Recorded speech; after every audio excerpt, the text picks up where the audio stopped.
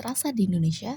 Setelah penjajahan, banyak perubahan terjadi, baik disengaja maupun tidak.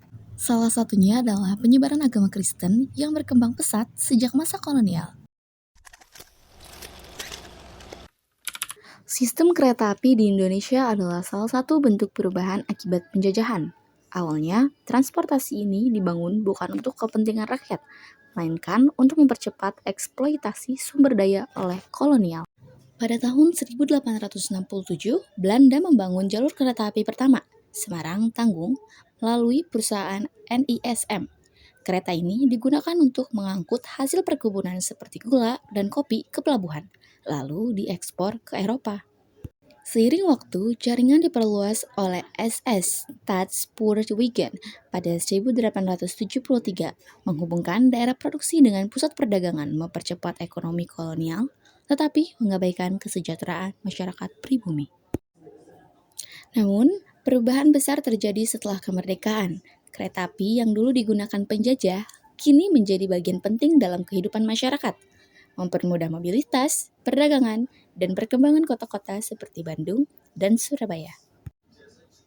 Kini, lebih dari 400 juta penumpang menggunakan layanan PT Kereta Api Indonesia atau KAI setiap tahun. Dari alat eksploitasi kolonial, kereta api telah berkembang menjadi transportasi vital yang mendukung perekonomian nasional. Dampak penjajahan masih terasa hingga sekarang, tetapi perubahan yang terjadi menunjukkan bagaimana sesuatu yang dulu digunakan untuk kepentingan kolonial kini menjadi bagian penting dalam kehidupan sehari-hari masyarakat Indonesia. Jembatan Kereta Matraman Raya di Jatinegara, Jakarta Timur merupakan peninggalan kolonial Belanda yang dibangun pada 1918 sebagai bagian dari jalur kereta api Manggarai, Jatinegara. Pada masa itu, kawasan Jatinegara yang dahulu bernama Mester Cornelis berkembang sebagai pusat transportasi dan perdagangan penting bagi kolonial. Pada masa kekuasaan Belanda, jembatan ini berfungsi sebagai jalur kereta api yang dibangun untuk menghubungkan Manggarai dan Jatinegara. Awalnya jembatan ini memiliki 3 jalur jalan saja, namun seiring pesatnya pertumbuhan daerah Jatinegara, ruas jembatan ini bertambah jadi 2 jalur. Kini, jalur perlintasan kereta api sudah tidak terlihat, tertutup oleh batu-batu balas atau batu kericak. Namun, jika diperhatikan lebih jelas, masih ada sisa rel di tepi jembatan. Namun, mengetahui rel tersebut dari masa lampau atau rel baru, tentu perlu dilakukan penelitian lebih lanjut untuk membuktikannya. Meski tak lagi beroperasi, jembatan ini telah ditetapkan sebagai cagar budaya oleh Pemprov DKI Jakarta berdasarkan Undang-Undang Nomor 11 Tahun 2010 tentang Cagar Budaya. Kehadiran toko kue modern di pusat-pusat kota Indonesia dengan sajian kue-kue Eropa merupakan manifestasi dari akulturasi kuliner yang berakar pada masa kolonial.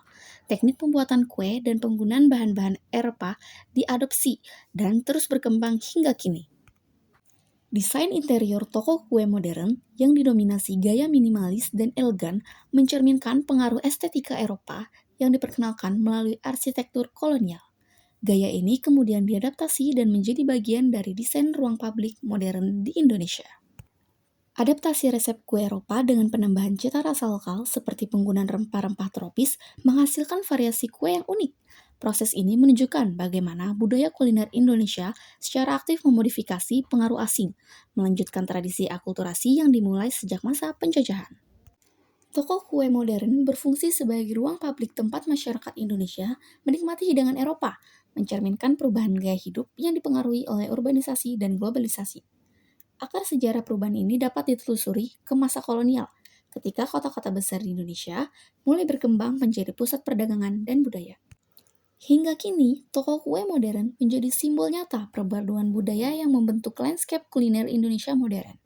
Ini adalah bukti bagaimana warisan kolonial terus hidup dan berkembang, beradaptasi dengan zaman dalam kehidupan sehari-hari masyarakat Indonesia.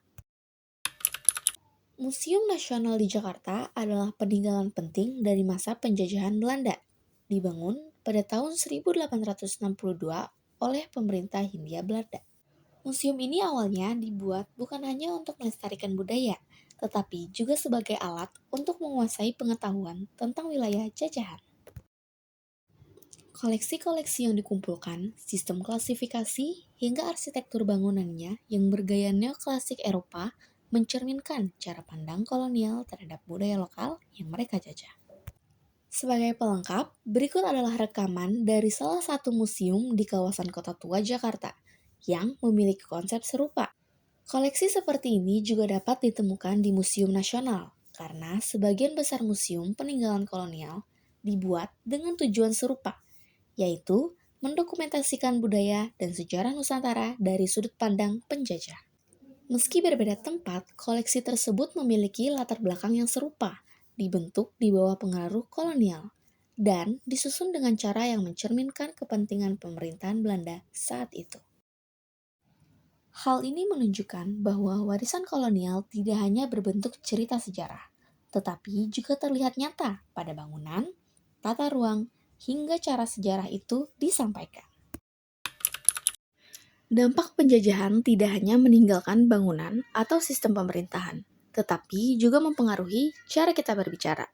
Sejak masa kolonial, bangsa Eropa, terutama Belanda dan Portugis, memperkenalkan banyak istilah baru dalam bidang administrasi, pendidikan, hingga kehidupan sehari-hari. Kata-kata asing itu kemudian diserap ke dalam bahasa Indonesia dan digunakan secara luas. Proses ini berlangsung secara bertahap, dimulai dari masyarakat perkotaan dan kalangan terdidik, lalu menyebar ke masyarakat umum. Hingga kini, banyak dari kata-kata itu masih kita gunakan, bahkan tanpa kita sadari. Dalam percakapan sehari-hari, terutama di kalangan anak muda, pengaruh bahasa asing, baik serapan lama maupun baru, masih sangat terasa dan menjadi bagian dari cara berkomunikasi kita sekarang. Dalam rekaman atau video berikut ini adalah salah satu contoh nyata bagaimana bahasa serapan asing masih digunakan dalam percakapan masyarakat masa kini. Mi, gue dengar kemarin printer lu rusak ya? Iya, rusak. Terus kayak berapa hari gitu gue gak pakai kan uang bebas. Terus karena gue udah mendadak banget tuh, jadi gue coba-coba beli sendiri aja kan. Terus ternyata cuman kotor aja. Berarti aman kan kalau gue pinjam? Berarti kalau printer gue kapan-kapan rusak, bisa ya gue bawa ke... Boleh lah, tapi ada on makannya. Aman lah, semusnah. Kata seperti printer, laptop, dan mouse sering kita dengar sehari-hari. Namun, tak banyak yang tahu bahwa kata-kata ini berasal dari bahasa asing, terutama Belanda. Ini menunjukkan bahwa penjajahan juga meninggalkan jejak dalam bahasa yang kita gunakan. Berikut tanggapan dari salah satu anak muda yang kami tanyakan. Gitu, karena udah biasa. Kayak udah sering dipakai juga ya. Iya. Jadi kayak gak nyata pasti ada bahasa kami.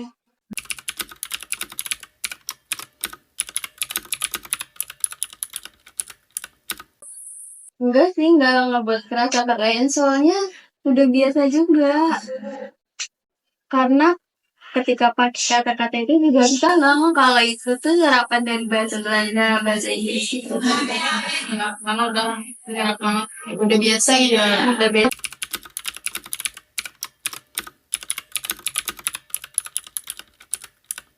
Kalau ide kita sih enggak ya, soalnya kan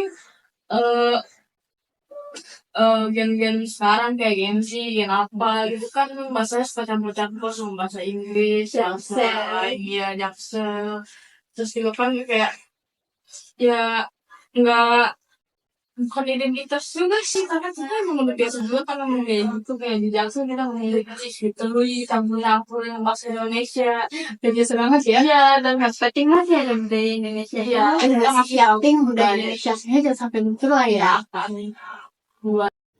Tanpa kita sadari, banyak kata dalam bahasa yang kita gunakan dalam kehidupan sehari-hari berasal dari bahasa asing, seperti Belanda dan Portugis.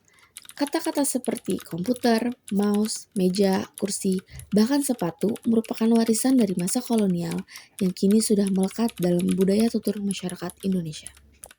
Dalam wawancara dengan seorang remaja, terungkap bahwa penggunaan kata-kata serapan ini sering kali tidak disadari. Mereka menggunakannya karena terbiasa sejak kecil dan sudah menjadi bagian dari percakapan yang dianggap wajar. Namun, tidak semua percampuran bahasa terjadi secara alami. Fenomena bahasa gaul anak Jaksel yang sering mencampur bahasa Indonesia dan Inggris menjadi tren gaya bicara anak muda. Dalam artikel The Conversation Indonesia tahun 2022 disebutkan bahwa gaya bahasa ini merupakan bentuk pencitraan sosial dan simbol dari modernitas yang ingin ditampilkan. Menurut ahli bahasa dari Badan Pengembangan dan Pembinaan Bahasa, penggunaan bahasa campuran memang dapat memperkaya kosakata. Namun, bila dibiarkan tanpa kendali, hal ini dikhawatirkan dapat mengikis identitas dan keutuhan bahasa Indonesia itu sendiri. Pada akhirnya, bahasa adalah sesuatu yang hidup. Ia berkembang seiring zaman dipengaruhi oleh media budaya pop dan lingkungan sosial yang terus berubah. Penyebaran agama Kristen di Indonesia merupakan salah satu dampak utama dari penjajahan bangsa Eropa. Portugis membawa Katolik ke wilayah timur Indonesia sejak abad ke-16, disusul Belanda yang menyebarkan Protestan. Keduanya tidak hanya menyebarkan ajaran agama, tetapi juga membangun sekolah, gereja, dan rumah sakit. Menurut buku Sejarah Nasional Indonesia Jilid 3, terbitan Departemen Pendidikan dan Kebudayaan, penyebaran agama Kristen pada masa penjajahan sering menjadi bagian dari strategi politik kolonial untuk memperkuat pengaruh mereka. Melalui pelayanan sosial dan pendidikan, masyarakat lokal perlahan menerima ajaran Kristen. Warisan penyebaran agama Kristen akibat penjajahan ini membentuk dinamika baru dalam keragaman agama di Indonesia. Meskipun dibawa oleh penjajah, keberagaman agama Kristen kini telah menyatu dalam kehidupan spiritual sebagian masyarakat Indonesia dan turut memperkaya kebinekaan bangsa.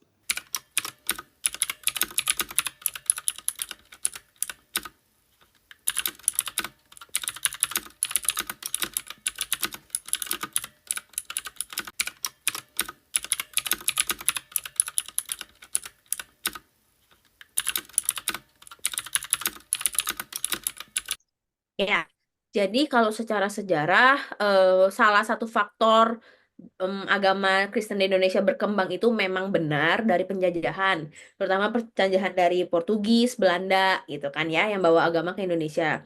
Kayak bawa agama ke Manado, terus ke Indonesia Timur sana, gitu. Tapi eh ada faktor lain sih, kalau aku percayanya ada faktor lain, karena kita juga di Sinode GBI. Jadi penyebaran Injil itu tidak semata-mata cuma karena faktor penjajahan aja, tetapi memang ada kehendak Allah bahwa setiap bangsa akan mengenal Yesus sebagai Tuhan dan Juru Selamat satu-satunya. Jadi kayak di Matius 28 ayat 19 sampai 20 juga bilang kan kalau harus menyelesaikan amanat agung. Jadi pasti ada faktor-faktor lain yang berperan, yaitu orang-orang misionaris yang sudah kenal Tuhan lebih dulu dan akhirnya mereka menyebarkan visi misi agama Kristen ke seluruh Indonesia gitu.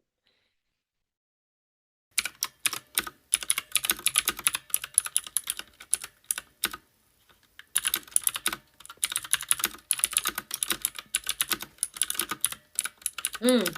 Kalau ini aku tidak bisa, bukan kapasitasku untuk ngomong secara gereja menyeluruh ya. Jadi aku cukup ngambil dari sudut pandang GBI, Gereja Bethel Indonesia, di mana GBI itu karena aliran gerakannya adalah Pentakosta, kita menekankan gaya ibadah yang lebih dinamis. Jadi bukan hanya warisan dari penjajahan aja, tapi gaya ibadah kita lebih dinamis, lebih kontekstual, dan memang kita lagi-lagi gerakan Pentakosta, berarti kita mengandalkan Roh Kudus. Jadi, karena itu GBI itu tidak terlalu terikat pada warisan kolonial. Jadi secara liturgis, terus secara tata ibadahnya, itu tidak terlalu mengikuti denominasi waktu pas penjajahan. Jadi kalau di GBI itu lebih fokus kepada kebebasan dalam beribadah, tetapi tetap Roh Kudus adalah yang utama. Terutama kalau kita di GBI Jalan Jenderal Gatot Subroto, gitu, itu kita punya DNA adalah doa, pujian, penyembahan.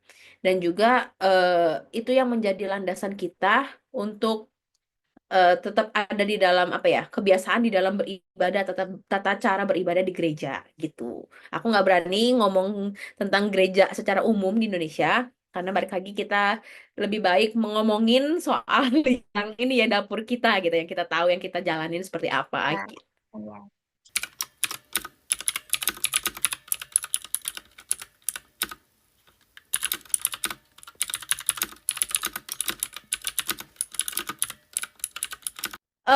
Aku pendapatku secara pribadi, penjajahan itu salah satu cara Tuhan untuk, mmm, apa ya, untuk membuat manusia menjalankan amanat agung. Walaupun mungkin caranya ada yang baik, ada yang tidak baik gitu kan.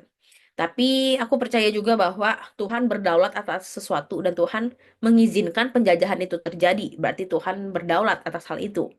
Kalaupun memang penjajahan tidak terjadi, mungkin ada cara Tuhan yang lain yang mempermudahkan misionaris-misionaris ini untuk membawa Injil ke bangsa Indonesia.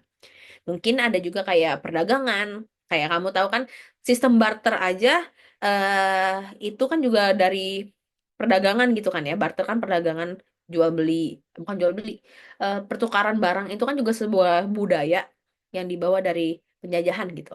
Jadi bisa aja mungkin dari perdagangan, bisa aja mungkin juga dari edukasi, dari ya dari edukasi mungkin gitu. Atau juga migrasi sih.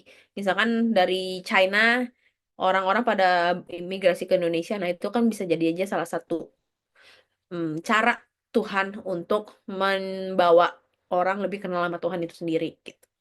Jadi kayak yang dibilang di Yesaya 55 ayat 11 gitu, bahwa firman Tuhan itu tidak akan pernah kembali sia-sia. Jadi Injil akan tetap sampai ke semua bangsa, semua orang akan mengenal Tuhan Yesus sebagai Tuhan dan Juru Selamat. Dan itu pun kerinduan Allah sendiri untuk ya kita menyelesaikan amanat agung. Gitu.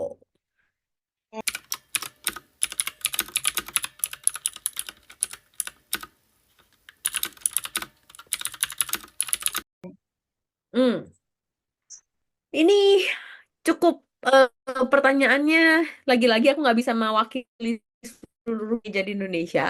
Jadi mungkin aku nggak bisa ngomong juga aku mewakili GBI gitu ya, karena aku bukan di tatanan jajaran gereja GBI, nggak. Tapi karena cuman ada di lingkup kecil kita, rumah kecil kita GB Ujung Menteng, aku percaya bahwa gereja tidak mendukung adanya penindasan, tidak mendukung adanya sebuah penjajahan sepihak, eksploitasi suku tertentu, atau genosida mungkin yang sekarang lagi terjadi gitu ya, yang di Palestina, di Israel segala macam. Kita pernah juga waktu itu dibahas di Menara Doa Pelayan Jemaat SICC bagaimana GBI menanggapi soal eh, penjajahan, kita bisa ngomong penjajahan lah itu ya, yang di Gaza, yang di Palestina itu kita menolak dengan GBI sangat terang jelas menolak akan adanya penjajahan dalam bentuk apapun. Jadi eh gereja itu seharusnya menjajahnya bukan menjajah dengan negatif ya, tapi harus lebih ke arah yang positif di mana kitanya menjadi declare and display. Kita menjadi terang Kristus dimanapun kita berada. Jadi orang yang melihat kita sebagai gereja, oh kita yang memberikan dampak ke orang lain yang tanpa kita sebut-sebut, gue Kristen loh, lu kita punya Tuhan yang besar, kita punya Tuhan yang hebat banget, lu lihat gue, nggak gitu. Dengan kita berbuat sehari-hari kita sesuai karakter Kristus aja, itu sebenarnya udah menyebarkan agama Kristen. Jadi nggak perlu eh, kita start small lah, kita mulai dari hal yang kecil. Karakter kita dilihat orang, orang jadi mengenal Kristus dari kita. Gitu. Itu sih yang lebih baik ya untuk menjawab amanat agung, untuk menjawab penyebaran Kristen di Indonesia. Karena kalau penjajahan sekali lagi GBI menentang segala hal yang berbentuk penjajahan. Gitu.